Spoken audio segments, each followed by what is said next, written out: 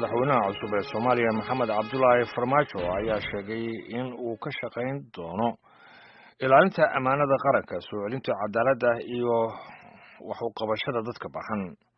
waraysigii ugu horeeyay ee uu bixiyay oo uu siiyay idaacadda VOA ayuu ku sheegay madaxweyne Farmaajo in hawshiisa ugu horeysa ay tahay soo magacaabista ra'iisul wasaare soo bandhiga qorshaha shaqada ee dowladda. Falastiin Axmed Iimaan ayaana waraysigaasi gaarka la yeelatay. bismillahi raxmaani raxiim.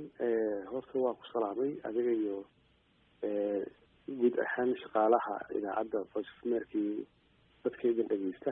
waxay ahayd maalin weyn ay muujiyeen xildhibaanada sharafta leh doorashadii muddo dheer la sugayay inay soo gabagabeyday ayna ku dhamaatay si waxaan ku dhahdaa nadiif ah oo dee aanan inaba hayaat shaki gelin ayna ka dhacday wax la yidhahdo power transfer of power ka dhacday. aada iyo aad yaan ugu faraxsan arrintaas isbedelka ah oo lagu doortay. madaxweyne, dadka Soomaaliyeed si weyn u soo dhaweeyeen doorashada. wali waxaa socda meelaha qaar isku soo baxyo iyo dabaaldegyo ay dadku sameynayaan. meelaha sida gaarka loo eegayo waxaa kamid ah magaalada Gaalkacyo oo colaade ay muddo ka jirto oo labadii dhinac si isku mid ah ay ku soo dhaweeyeen. dadku rajo badan ay qabaan. ma ka cabsi qabtaa in rajadaasi ay tahay mid adag in laga soo baxo?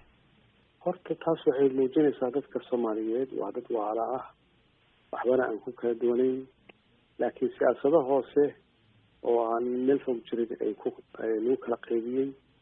marka taas tusaale waxay u tahay runtii dadkaani inay nabad rabaan, inay wada noolaasho rabaan.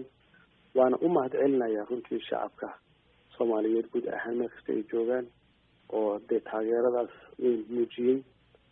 dabaaldeg badan baa dhacay ilaa shalay ilaa caawa. waxaanse leeyahay dabaaldegaas waktigiis waa dhamaaday, cambaynka waa dhamaaday. hadda waxaa loo soo baxayaa waktigii shaqada dowladda ay qaban lahayd oo ay ka rabto taageero.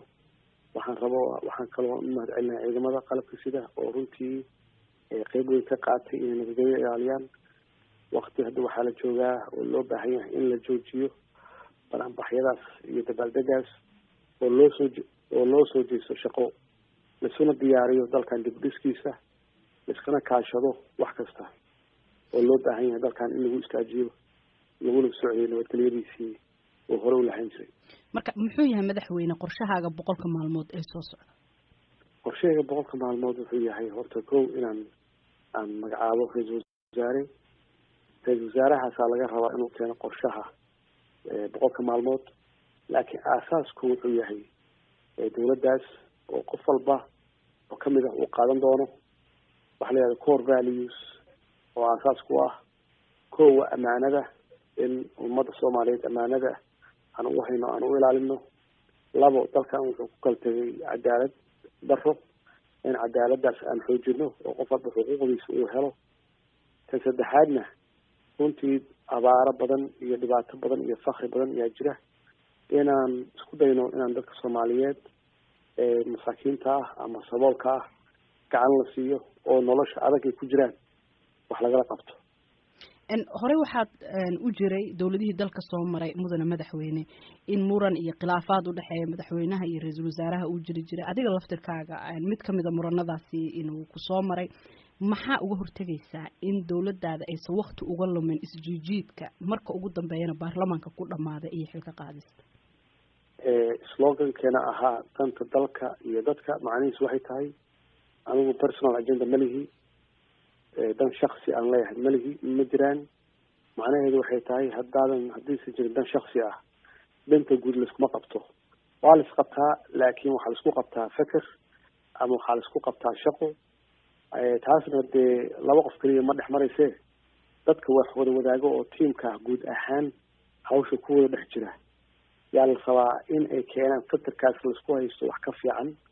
laakiin inta badan khilaafaadka waxaa keena waa dan shaksi ah. anigana waxaan isku dayayaa in dadka aan la shaqeeya ka fogaadaan danta shaksiga ah, ay usoo baxaan danta caamka ah. maadaama dalkaanu burbur muddo dheer ku jiray, haddii laga shaqeeyo dan shaksi ahna uusan dalkan istaagi karin. horey waxaa usoo noqotay mudane madaxweyne ra'iisul wasaare. waxyaabaha dadka ku taageersan ay kugu jecel yihiin ama ay ku sababeeyaan taageeradooda waxaa ka mid a madax banaanida maamul iyo siyaasad ee waqtigaasi aad ra-iisul wasaaraha ahayd aad samaysay go-aankii aad hay-adaha qaramada midoobay ku weydiisatay inay dalka kusoo laabtaan oo ay gudaha dalka ka shaqeeyaan taageeradaadii ciidamada xooga dalka iyo inaadan siyaasadda Ethiopia ku dhaweyn dhabahaasi lagugu yaqaanay maxaad ka bedelaysaa maxaadse kusoo kordhinaysaa adduunku waa isu baahan yahay dowlad gaar u taagnaan karta ma jirto laakiin waa xaqiiqa markaan lahaa qaramada midoobay Soomaaliya ha soo galaan ujeedadeedu waxay ahayd lacagta bilyanka ama 2 bilyan gaaraysa oo Nairobi lagu kharash gareeyo in Soomaaliya la keeno si dadku ay shaqooyin uga helaan ama kontraadyo uga helaan marka labaadna hadee UN-ku ay muujiyaan Soomaaliya inaysan ahayn sida laga dhigaye aysan lamid ahayd marka anigu aan joogo Afghanistan iyo Iraq oo aan ogaa inay ka shaqeynayeen marka waxay muuqatay in Soomaaliya ku khasban yihiin inay soo galaan shaqadii laga rabay inay qabtaan ay ugu soo dhawaadaan dhaqaalahana ay keenaan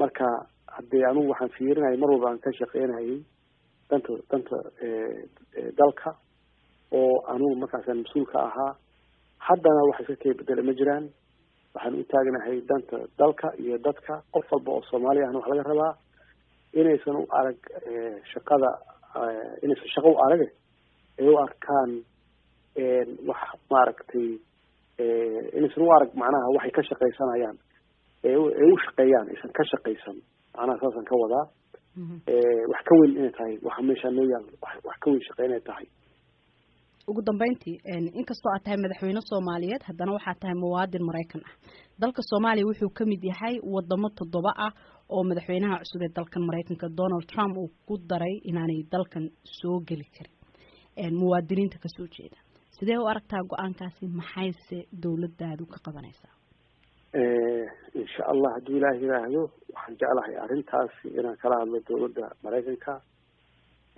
cusub oo hadda timid waxaan isku dayayaa in go'aankaas laga noqdo bacdama Soomaalida degan Mareykanka ay yihiin dad shaqaysta oo wadanka wax ku kordhiya dibka qolooyinka nabadiidka ah ay noo geysteen kaliya ma aha gudaha Soomaaliya oo maalin walba isku qarxinayaan dad masaakiin ah caruur iyo dumar iyo cirhoole leh ee baabi'inayaan hanti weliba dhibkooda u gaaray xitaa in adduunkii aan la noolaan weyno marka waxaan ku khasbanahay inaan sidaan uga dhaadhicin lahaa falankeeda galo si nalooga saaro liiskaas